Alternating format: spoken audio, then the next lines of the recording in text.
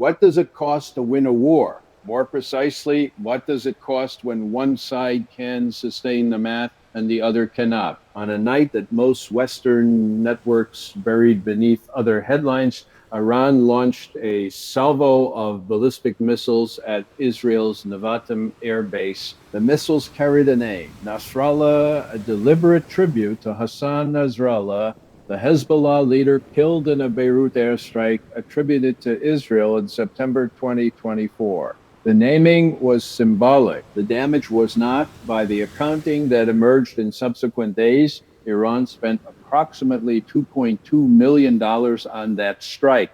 Israel, in response, burned through an estimated $22 million in interceptor missiles and still lost 3 F-35 fighters valued at roughly $425 million combined. Do the arithmetic slowly, 2-0, 0 to 1 cost exchange ratio, not in Iran's favor on every metric, but on the metric that sustains a long conflict, devastatingly so. This is not a story about one missile strike. This is a story about whether the strategic logic underpinning Israel's air defense doctrine, and by extension, American support for it, can survive the compounding pressure of asymmetric economics. The numbers don't care about narratives, and they are beginning to tell a very uncomfortable story. To understand why this moment matters, one needs to step back from the headlines and into the architecture of modern air defense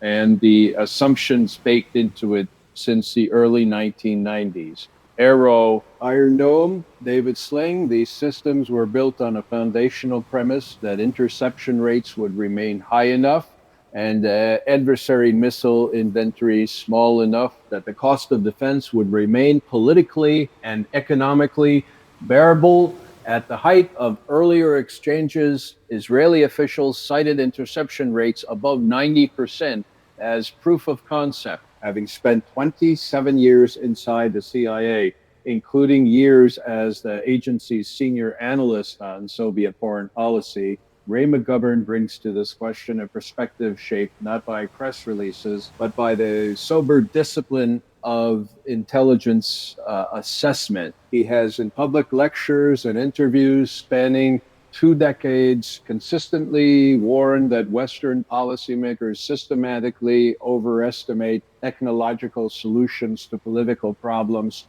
In his view, no missile system resolves the underlying grievances that produce missiles in the first place. That analytical lens, skeptical of technological triumphalism, attentive to structural incentives, is precisely the one this situation demands. Because what is now emerging from the Nevatim exchange is not a tactical footnote. It is a structural signal. McGovern has long argued that the American and Israeli public have been sold a version of air defense that functions more as political theater than strategic reality. The numbers from recent exchanges are beginning to erode that confidence in ways that cannot easily be explained away. When Israeli defense officials acknowledge that interception rates in the most recent Iranian missile salvo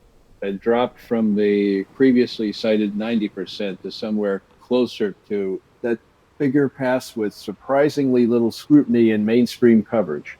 McGovern's documented concern, expressed repeatedly in interviews with outlets including Consortium News and RT America, is that the gap between official reassurance and operational reality tends to widen precisely when it matters most. A 75% interception rate sounds credible until one considers that Iran, by available assessments, fields an inventory of ballistic missiles numbering in the thousands. At 75% interception, a salvo of 100 missiles delivers 25 to their targets. A salvo of 400 delivers 100. The mathematics of saturation are unforgiving, and no adversary with strategic patience needs to defeat an air defense system entirely only to overwhelm it on the specific night that it counts. The deeper issue in McGovern's analytical framework is what he describes as the American habit of hardware solutions to software problems. Iron Dome intercepts rockets. It does not intercept the political conditions that produce them. Here, the analysis sharpens into territory that McGovern has described in his assessment of the broader Ukraine and Middle East context together as a systemic vulnerability the United States has spent decades building toward and refusing to acknowledge. Aero interceptor missiles are not manufactured the way consumer goods are. Each unit requires precision, components, specialized supply chains, and months of production time. Israel does not produce them at scale independently. American industrial and financial cooperation underwrites that capability. And that American defense industrial base, McGovern has noted with pointed consistency, has been hollowed by decades of financialization, contractor consolidation, the prioritization of profit margin over production capacity. The result is a gap that no defense budget line can close overnight. Iran can manufacture low-cost ballistic missiles. Some assessed it under $100,000 per unit faster than Israel and its American partner can manufacture the interceptors designed to stop them. That asymmetry was always latent in the doctrine. It is now becoming visible. McGovern's broader argument, drawn from his extensive commentary on American imperial overreach, is that this is not an accident of poor planning. It is a structural consequence of an imperial posture that has committed to defending extended lines it can no longer sustain economically. The Nevatim strike, in his analytical framing, is less a demonstration of Iranian capability than a revelation of Israeli and American constraint. The naming as strategic communication, there is one dimension of this strike that purely military analysis tends to overlook, and which McGovern's background in psychological operations and intelligence assessment makes him particularly attentive to. Iran named these missiles after Hassan Nasrallah. That choice was not incidental. It was a message carefully constructed for multiple audiences simultaneously. For Hezbollah's remaining leadership and base, it was a signal of continuity and resolve that the death of their leader had not broken the arc of resistance, but had been folded into its mythology. For the Israeli public, it was a deliberate provocation designed to illustrate that targeted killings, however tactically successful, carry strategic costs in the form of narrative momentum transferred to the adversary.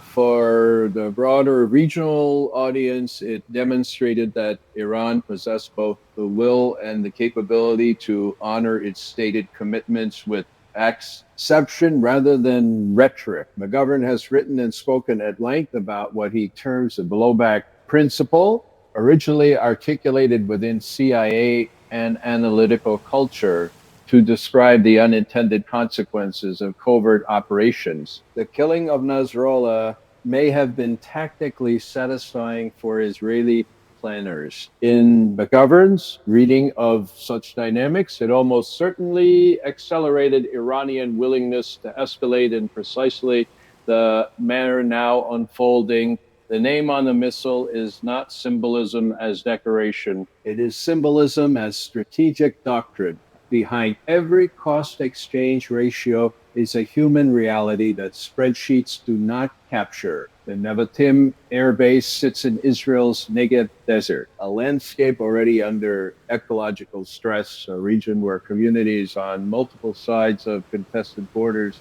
have built lives, farms, and futures in proximity to military infrastructure they did not choose. McGovern, whose transition from intelligence analyst to peace activist was shaped by his Catholic faith and a deepening conviction that human dignity cannot be factored into strategic calculations, has consistently returned to this point.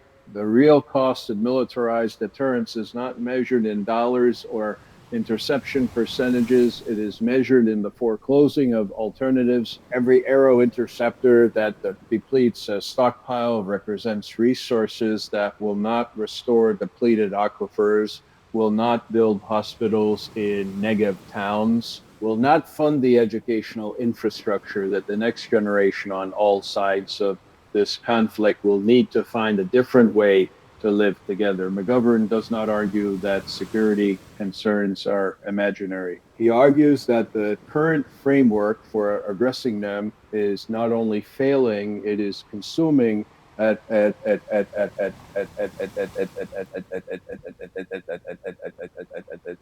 moral imagination that a genuine alternative would require. What the Nevatim strike reveals, when stripped of the flags and the rhetoric and the competing claim structures, is something both simple and profound. The arithmetic of attrition favors the side that can absorb cost at scale over the side that cannot.